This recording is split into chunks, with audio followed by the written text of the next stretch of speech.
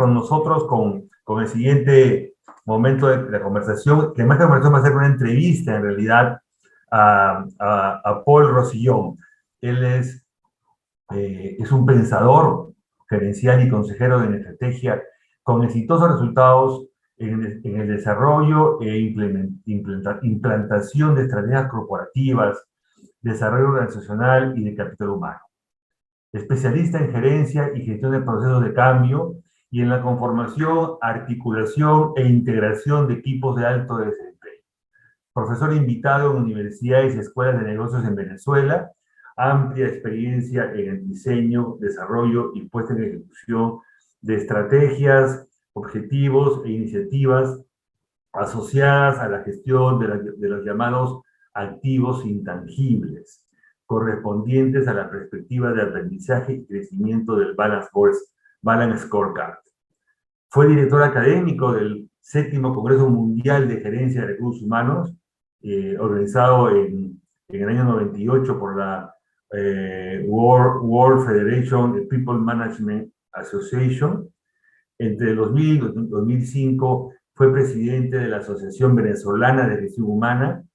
Entre 2005 y 2007, presidente de la Federación Interamericana de Asociaciones de Gestión Humana, FIDAC, y actualmente dedicado a iniciativas de emprendimiento en el área de la educación, salud y la tecnología.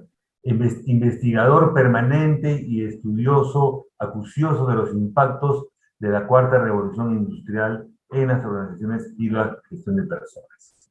Muy bienvenido, Paul. Es un placer enorme poderte recibir el día de hoy en el Encuentro Managers 2022.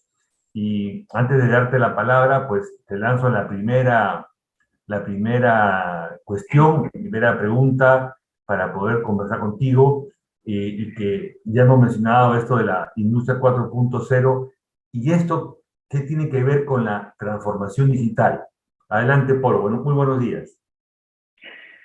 Bien, muy buenos días. En primer lugar, la forma como reaccionamos y las emocionalidades que nos generan estas transformaciones que ya se han descrito tienen que ver con que nosotros pasamos todo ese proceso por lo que llamamos modelos mentales. Y lo que quiero es rescatar algunos conceptos, porque esto de los modelos mentales y los paradigmas no es nada nuevo, pero creo que es un concepto que hay que poner nuevamente sobre la mesa para ayudar a comprender lo que sucede en las personas en esta necesidad de tratar de adaptarse a una evolución de cambios que ya sinceramente pues tiene un ritmo totalmente abrumador.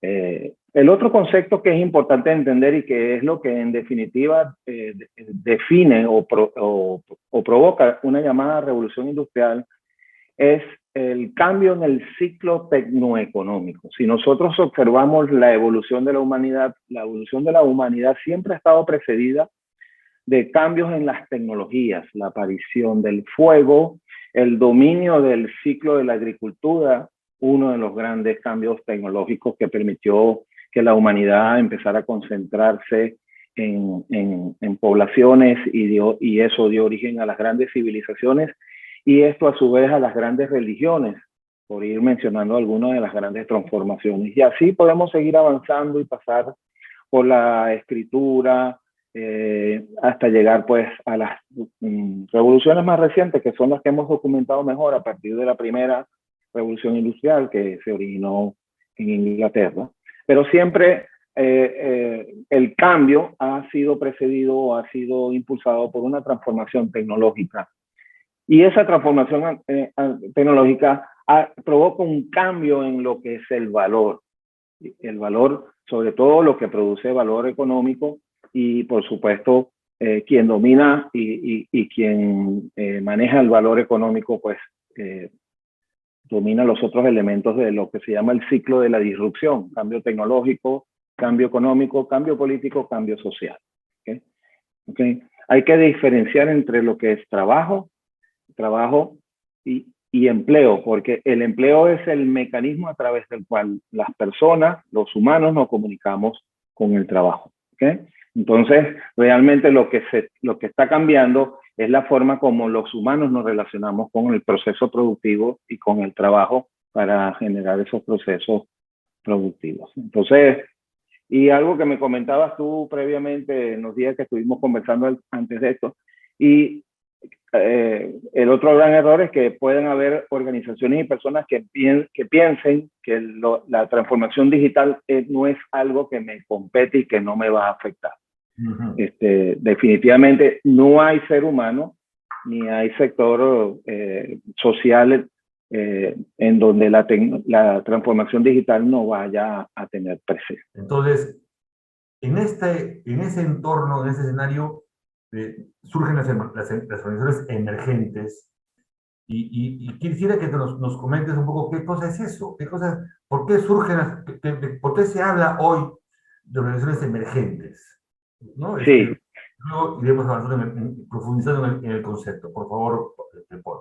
Sí, mira, al igual que en la pregunta anterior, me gustaría también subrayar o que revisitáramos el concepto de organización, porque creo que también entenderlo o poner en su justa mirada lo que debemos entender por organización puede facilitar comprender mejor lo que está sucediendo. No va a eliminar la incertidumbre, pero obviamente reduce los efectos que ella genera.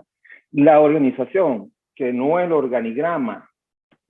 Usualmente cuando hablamos de la organización tendemos a pensar en términos del organigrama, y el organigrama es el hijo predilecto de la división funcional del trabajo. Debe ser entendida como la capacidad. La organización es la capacidad que yo me doy para ejecutar mi propósito estratégico. ¿Okay?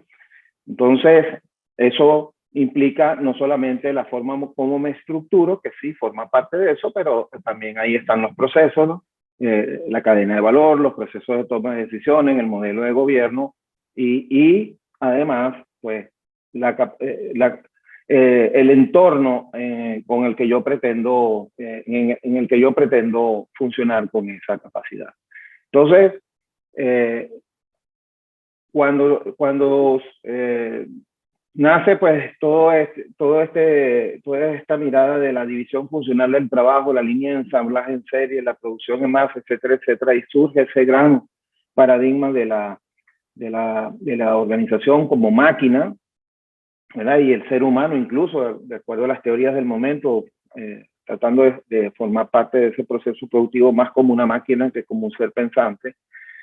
Pues obviamente nos diseñamos una forma de manejar las empresas que respondían a ese contexto y a ese paradigma. El propósito fundamentalmente era pues producción en masa, escala, eficiencia, y la actividad humana era más que todo física en los primeros momentos. Pero en la medida en que va surgiendo la tecnología, pues la tecnología empieza en primer lugar a facilitar a la intervención del ser humano en el proceso productivo. Pero ya en los procesos recientes, en las organizaciones que estamos viendo emerger, pues ya no solamente tenemos la tecnología ayudando a la persona, sino que en algunos casos sustituyendo el papel de las personas en algunos procesos. Y ahí es donde se da esa diferencia entre el trabajo y el empleo, porque es lo que está desapareciendo, es la forma como nos relacionamos con los procesos y con el trabajo, porque la tecnología, por una parte, está transformando eso. Por otro lado, pues, y tiene que ver con el centro de tu pregunta, las organizaciones exponenciales son esas organizaciones que se han ido creando alrededor del uso masivo de la tecnología y sobre todo del uso masivo de la información y de los datos. Esto que se llama el Big Data, o la gran concentración de información que las plataformas han ido acumulando, sobre todo las plataformas pioneras como las grandes empresas de tecnología, Google, Facebook, Amazon, Apple, que fueron pues las empresas que emergieron finalizando la década de los 70 con la revolución tecnológica del momento. Empezaron pues a constituirse en estas grandes plataformas que en la medida en que se ha ido masificando el acceso a las plataformas y a la información, pues estas empresas han ido construyendo grandes capitales de datos, han ido acumulando una gran cantidad de información, y por otro lado ha surgido esto que se llaman los algoritmos, que son los mecanismos que nos hemos ido dando o que se han ido dando, sobre todo estas grandes empresas, para procesar aceleradamente y exponencialmente esos grandes volúmenes de información. De manera tal, pues, que tenemos unas empresas que manejan esos grandes volúmenes de datos y eso les permite, pues, básicamente diseñar una gran cantidad de productos y de servicios que por otro lado tienen una característica que son cada vez más son bytes y son productos, pues, que solamente existen en el mundo digital, y eso es lo que ha ido haciendo, por otro lado, que la economía se haya ido desmaterializando, es decir, que la economía se haya ido transformando cada vez más en ese mundo digital. Esa gran cantidad de destrucción de empleo que vimos durante la pandemia no es otra cosa que la explicación al hecho de que, si bien es cierto, las plataformas tecnológicas estaban maduras para absorber casi 3.000 millones de habitantes que tuvieron que ser confinados y obligados a interactuar por las plataformas, el resto del ecosistema económico no estaba preparado para el mundo digital, y eso es lo que produjo, pues, la quiebra y la destrucción de esa gran cantidad de empleos y de muchas empresas. La pandemia nos aceleró el ciclo y nos llevó al mundo digital. Y el otro aspecto importante que hay que resaltar aquí para ir creando la maqueta de lo que son las organizaciones exponenciales es que nosotros mismos, a través del acceso a la tecnología, somos los que estamos alimentando permanentemente la información que procesan las grandes plataformas tecnológicas, ¿no?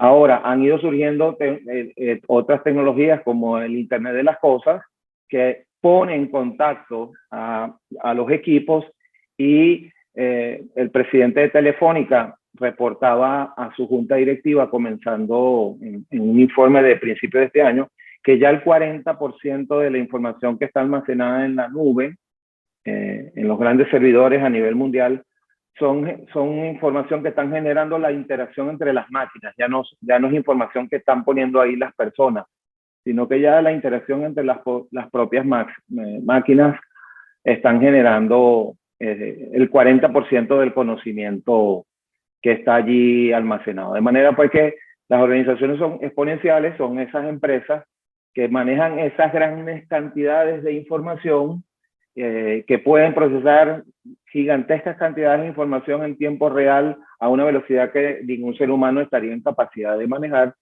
y además tienen la particularidad, y es lo que la hace realmente exponencial, de que no responden a fronteras físicas, sino que el hecho de ser empresas apalancadas y que viven en las plataformas tecnológicas les permite tener una presencia omnipresente, valga la redundancia, en cualquier parte del planeta en tiempo real. Entonces, frente a ese nuevo modelo de organización, la organización tradicional física basada en un contexto empresarial con la presencialidad de las personas, pues obviamente está en un proceso de pérdida de viabilidad, y eventualmente, salvo muy contadas excepciones, pues el mundo del trabajo se trasladará eventualmente y de manera total al mundo digital.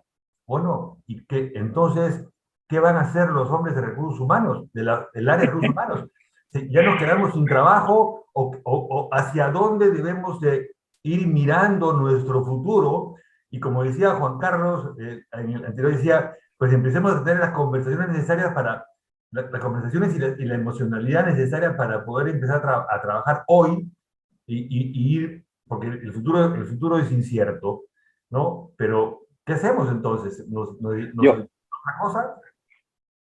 Yo te agradezco esa pregunta, porque sin duda esa pregunta permite que se encadene toda una conversación que se ha venido dando en la mañana, ¿no? De hecho, cuando estaba desarrollando la pregunta, me fui al comentario sobre la resignación, ¿no? Como una situación que puede ser, digamos, restrictiva, creo que era el término, pero al mismo tiempo, después más adelante nos decían que hay que explorar dónde están esos desajustes o esas anomalías, creo que era la palabra. Yo creo que estamos frente a una anomalía porque efectivamente, en este sentido, quiero decir, porque en la medida en que los sistemas expertos y todos los algoritmos y todo este proceso que se está desarrollando vía la inteligencia artificial vaya absorbiendo la racionalidad del proceso gerencial, pues lo que está quedando realmente para gestionar es el componente de las personas, del ser humano.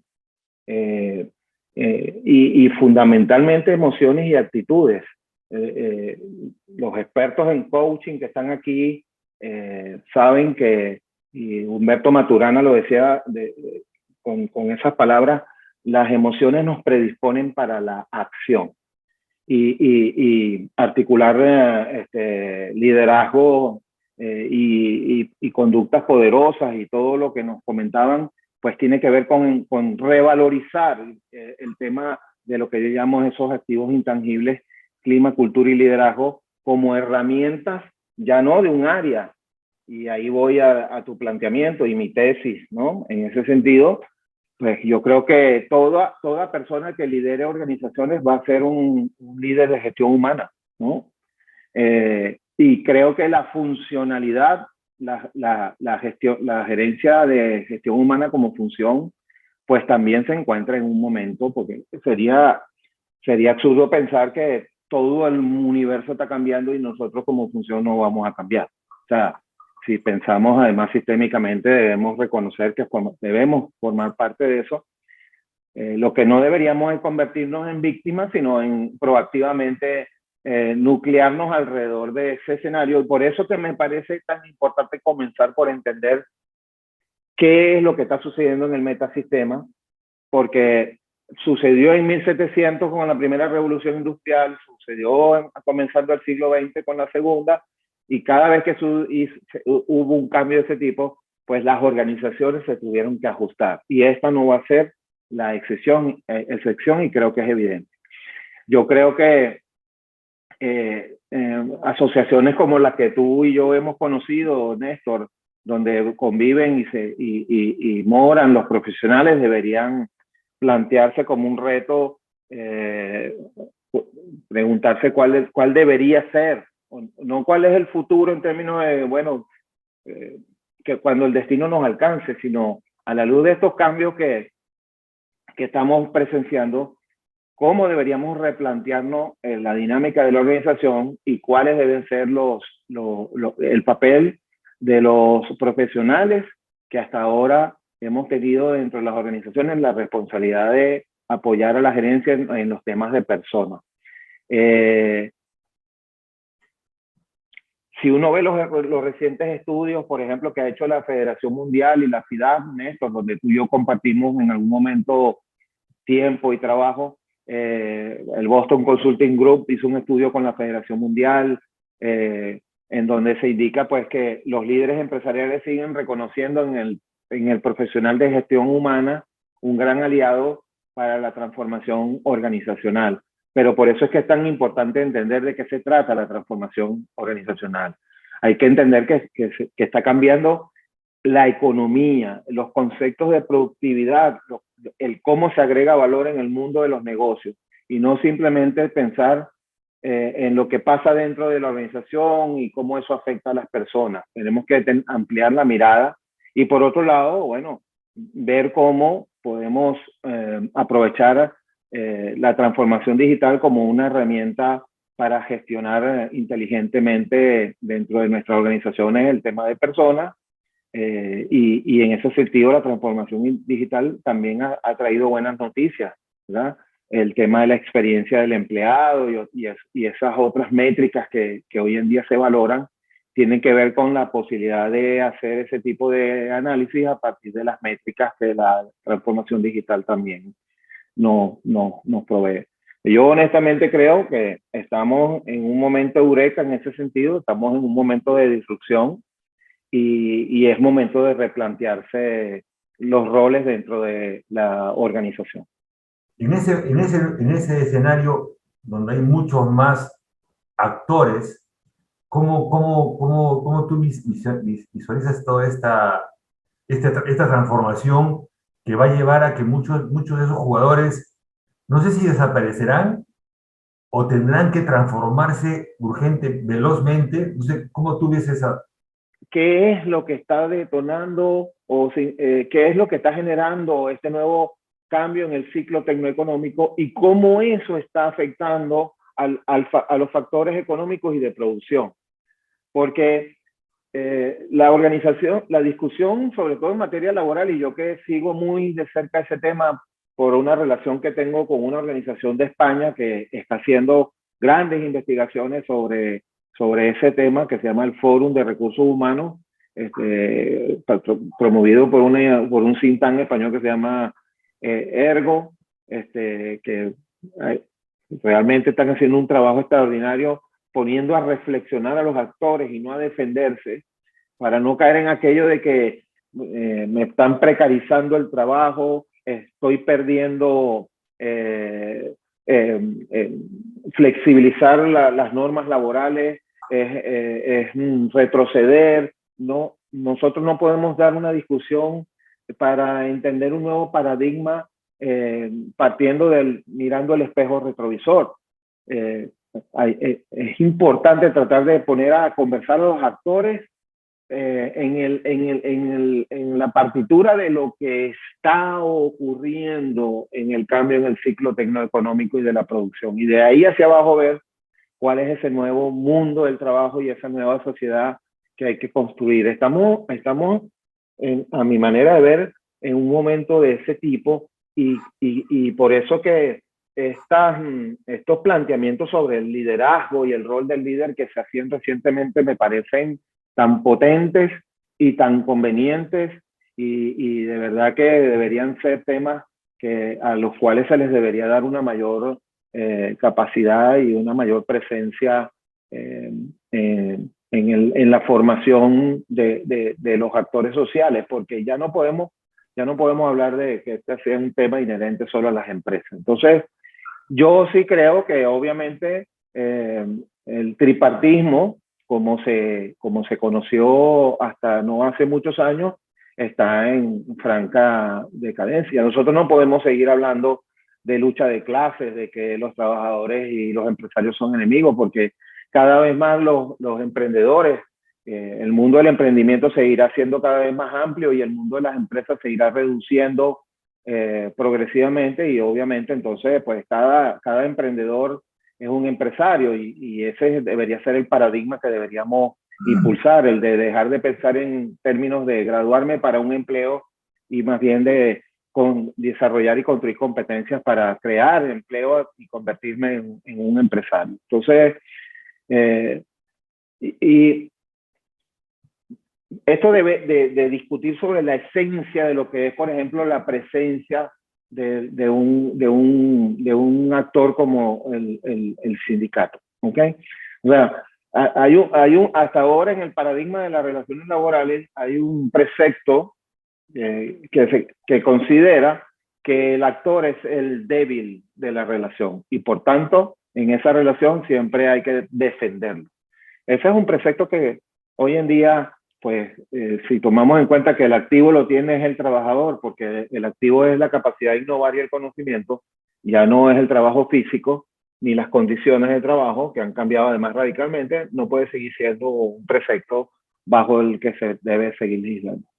Ahora, y cierro mi comentario honesto porque es importante, hay que estar atento a lo que está pasando en estas grandes empresas de tecnología, donde contra todo pronóstico se han ido constituyendo también sindicatos, ya en este caso de profesionales, sindicatos de ingenieros en software, sindicatos de desarrolladores, ¿no? Sí. cuando uno lee lo que ha pasado ahí, uno se da cuenta de que ahí lo que hay es una gestión de personas que no se corresponde con el nuevo contexto humano y de organizaciones con propósitos de las que se han hablado también. Y obviamente, pues, tenemos un nuevo perfil de personas que no solamente vienen a la empresa a buscar un sueldo y un salario, sino que están buscando un propósito de realización y no los podemos liderar de la misma manera como los habíamos liderado hasta ahora. Por eso es que no solamente las universidades, las escuelas de negocios tienen que revisar profundamente cuál es el pensa con el que estamos desarrollando nuevos líderes empresariales, porque no pueden seguir siendo los contenidos y las enseñanzas con las que nos enseñaron a nosotros que manejamos empresas en mediados y finalizando la década pasada, cuando fue, digamos, el auge de la empresa como la conocimos, ¿no? Entonces, sí, yo creo que lo dijeron los conferencistas anteriores y no voy a decir yo nada distinto a eso. Estamos en un profundo proceso de transformación. Estamos en lo que llama tu paisano Eliodoro Ventosilla un momento de umbral. Estamos viviendo un espacio liminar, entonces, en donde una gran cantidad de paradigmas asociados a un modelo de creación de valor y de productividad que vivió durante gran parte del siglo XX está haciendo crisis y pues estamos descubriendo y navegando en la incertidumbre que nos genera esa pérdida de referencia hasta que empecemos realmente a poder armar maquetas de lo que potencialmente pueden ser unos nuevos modelos de un nuevo mundo del trabajo. Estamos en ese nivel de complejidad. Definitivamente sí. Quiero agradecerte, Paul, por tu tiempo, por tu apoyo, por tu colaboración que has tenido no solamente hoy, sino en los días previos, en las semanas previas que hemos estado coordinando. Sí. Y por supuesto, comprometerte para una siguiente oportunidad. Con todo gusto, Néstor, y gracias por la invitación. Te felicito por esto que estás haciendo, que es muy importante. Un placer haber estado con todos ustedes.